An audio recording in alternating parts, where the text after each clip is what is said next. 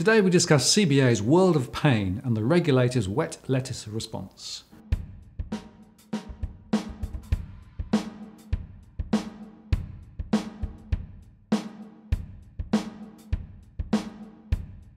Hello again, I'm Martin North, the Principal Analyst at Digital Finance Analytics. CBA's tattered reputation took another blow today as APRA released the final report of the Prudential Inquiry into the bank. Over the past 6 months, it's examined the underlying reasons behind a series of incidents at CBA that have significantly damaged its reputation and public standing. And all this before the Royal Commission was kicked off. And in fact, it was part of the strategy the government had to try to avoid a full Royal Commission, and we know how that went. In summary, the report says that CBA's continued financial success dulled the institution's senses to signals that might have otherwise alerted the board and senior executives to deterioration in CBA's risk profile. And APRA has applied a $1 billion add-in to CBA's minimum capital requirements. But the bank agreed to an enforceable undertaking, which is the current dish of the day when it comes to regulators. But let's be clear, such an undertaking is really no more than a promise the bank gives that it won't do it again. That's all. No penalties, no fines, nothing. By way of background, this inquiry was introduced by APRA on the 28th of August 2017 to examine the frameworks and practices in relation to the governance, culture and accountability within the CBA, following a number of incidents that damaged the reputation and public standing of the bank. A progress report was released on the 1st of February 2018. The final report, which is more than 100 pages, is comprehensive and contains a large number of findings and recommendations, but its overarching conclusion is that, to quote, CBA's continued financial success dulled the senses of the institution, particularly in relation to the management of non-financial risks.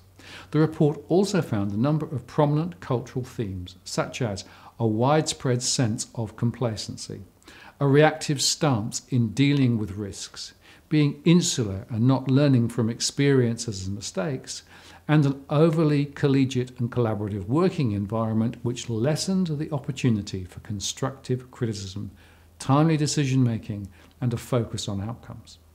The report raises a number of matters of prudential concern, and in response, CBA has acknowledged APRA's concerns, and it has offered an enforceable undertaking under which CBA's remedial action in response to the report will be monitored.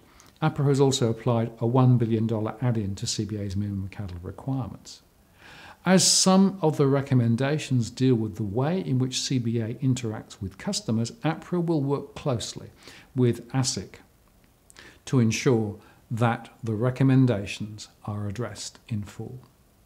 So looking in more detail, the review found that there was a complex interplay of organisational and cultural factors at work.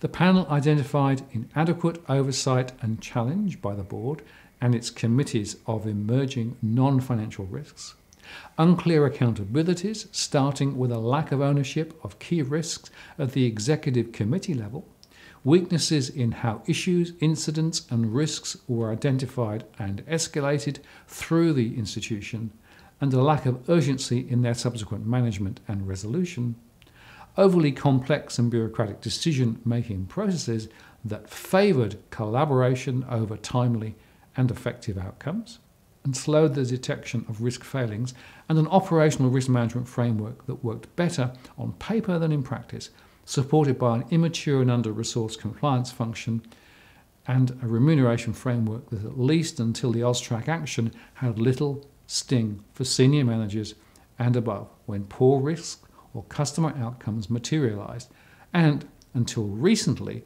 provided incentives to staff that did not necessarily produce good customer outcomes.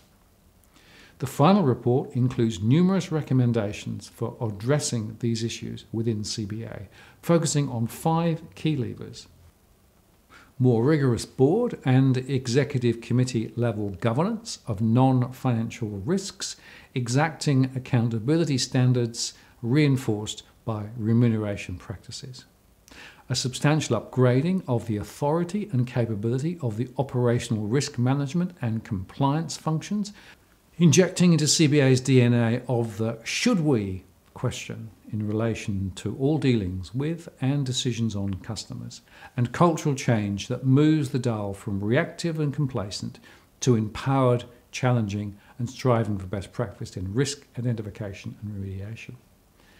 APRA's chairman, Wayne Byers, said that the inquiry panel's findings showed CBA's governance culture and accountability frameworks and practices are in need of considerable improvement.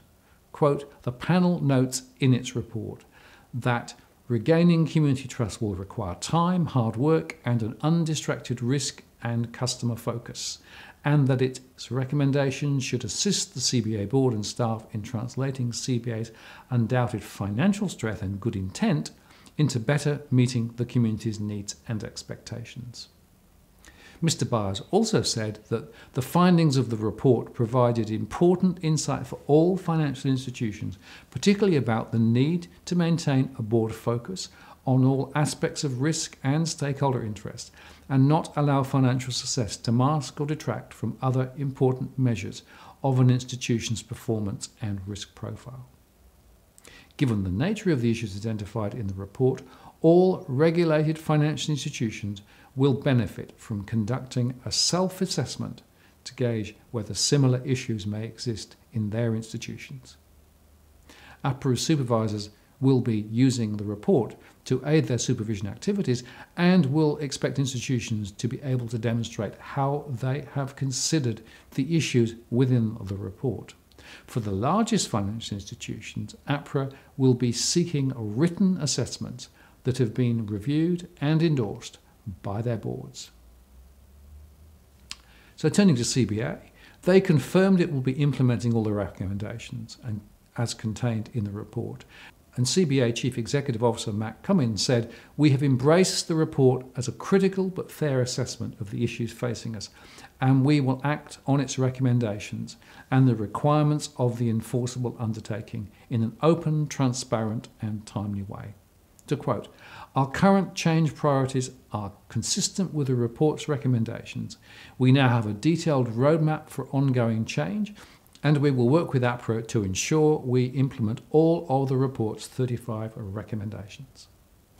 Now, it's worth remembering, of course, that Cummins led a number of the divisions which have come under the spotlight. In response to the report, Commonwealth Bank has also entered into an enforceable undertaking with APRA. The key terms of the undertaking involve establishing an APRA-agreed remedial plan within 60 days with clear and measurable responses to each of the report's recommendations, supported by a timeline and executive accountabilities for completing each remedial action.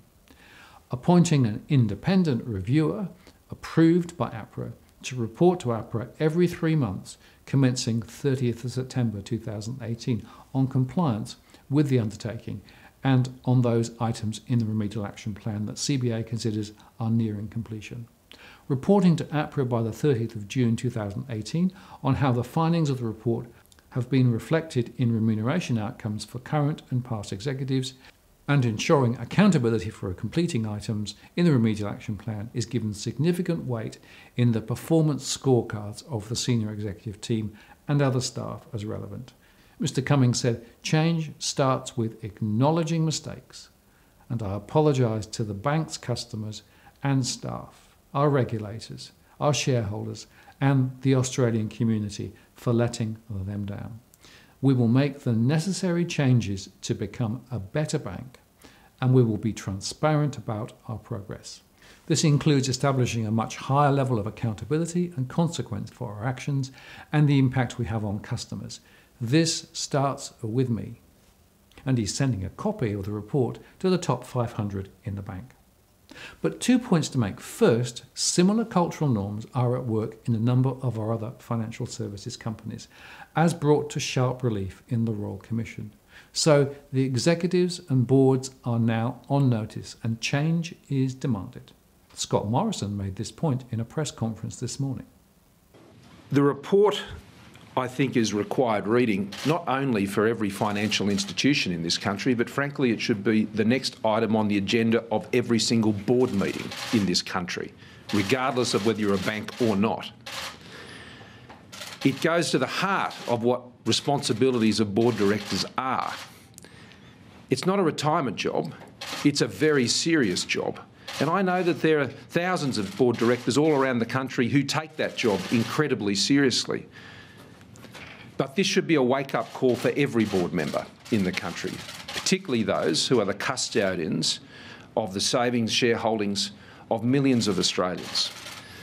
They expected better, those shareholders of board members on this occasion, and they have been let down terribly. And the politics will not get any easier as the opposition keeps up the "if you had only agreed to a Royal Commission sooner" line. Australians hear about another report into one of our banks, one of our major insurance or financial services companies. They should question the wisdom of this Treasurer in particular, who stood in the way of a Royal Commission and ran a protection racket for the last 2 years. Now, we very much welcome the report of APRA into one bank, but really we should have received the final report into Australia's entire financial services industry a long time ago. But critically, second, APRA, the regulator, once again is found wanting. You have to ask, did APRA know these behaviours were evident in the banks, yet choose to do nothing to intervene? Or did APRA not know, in which case the question is, should they have? In my view, they certainly have no excuse. It's a major fail. And also, the $1 billion capital add-in worth 29 basis points is a pretty limited penalty for such systemic poor behaviour. In 2004, NAB was hit with a capital add-in for 2.5 years for their irregular foreign currency option trading, and the penalty was more severe then. So I regard the CBA penalty as little more than wet lettuce punishment from the regulator. Again, a major fail. I think significant change is needed for a sustainable banking industry, and the regulators must be included. If you like what you've seen here today, please like the post and add a comment or question. I read them all. If you want to join the growing band of subscribers who receive alerts when we release new posts, do subscribe now. And I want to thank those who have already subscribed. I really appreciate your support and participation. I'm Martin North, the Principal Analyst at Digital Finance Analytics. Many thanks for watching, and I'll see you next time.